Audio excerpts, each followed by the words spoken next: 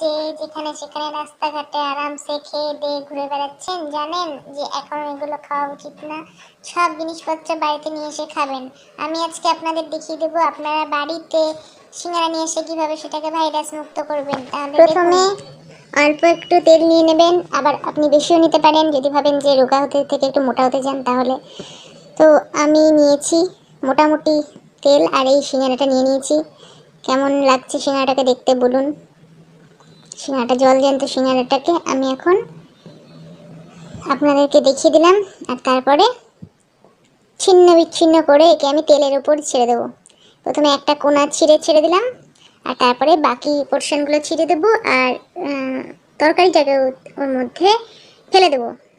দিয়ে কি করব, দিয়ে যেটা করব সেটাই তো দেখার বিষয়। এবার হাতটা গেছিলাম ভালো করে 20 সেকেন্ড সাবান দিয়ে ধুতে, কারণ সিঙ্গারাটা যদি আমি আবার ওই হাতেই লাগিয়ে দিই তাহলে তো আর কিছু মানে খুন্তিতে, তাহলে তো করোনাটা হাত থেকে শিফট করে খুন্তিতে চলে যাবে।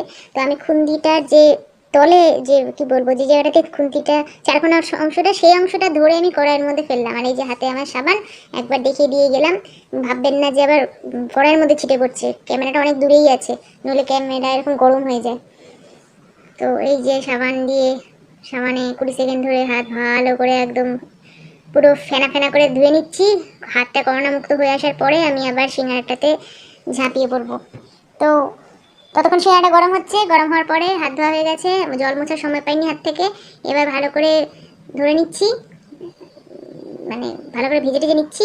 ভেজে নিয়ে দেখুন মোটামুটি যখন একটুখানি মনে হচ্ছে যে কালারটা চেঞ্জ হয়ে যাচ্ছে বা পুরোটাই উল্টে পাল্টে ভালোভাবে গরম তেলের মধ্যে নাড়াচাড়া হয়ে গিয়েছে, তখন যতক্ষণে নিজের কনফার্ম হয়ে যাবেন যে হ্যাঁ গেছে, এখানে ভাইরাস গেছে, সেই সময় এগুলোকে তুলে রেখে দেবেন। কীভাবে তুলে রেখে দেবেন দেখিয়ে দিচ্ছি সেটাও।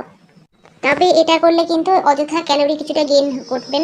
তো সেটা আমি জেনে শুনেই করছি, কারণ 1 বছর 1.5 বছরের মধ্যে আমি যে খাচ্ছি, আমি তো এক সময় 3টেও সিঙ্গারা খেয়ে ফেলতাম। এভাবে আমি তেলগুলোকে চেপে চেপে বের করে দিয়ে এভাবে ঝুলিয়ে রেখে দিলাম ওদেরকে। এবার ঝুলে থাকবে আর নিচে মধুর মতো টপ টপ করে পড়বে তেলগুলো। তো যেটুকু এক্সট্রা তেল তবুও তো যাবে, না তো সবটাই আমার খাওয়া হয়ে যেত। তো এইভাবে যাই হোক কারুকার্য করে নিয়েছি। আপনারা একটু লাইক করে দেবেন, আপনাদের এত সুন্দর একটা সহজ পদ্ধতি দেখিয়ে দিলাম। থ্যাংক ইউ আমাদের ভিডিওটি এতক্ষণ দেখার জন্য। আমার মুখটাও দেখিয়ে দিলাম, আমি কোন মুখে সিঙ্গারাটা খাবো সেটা দেখা দরকার, সেজন্য দেখিয়ে দিলাম।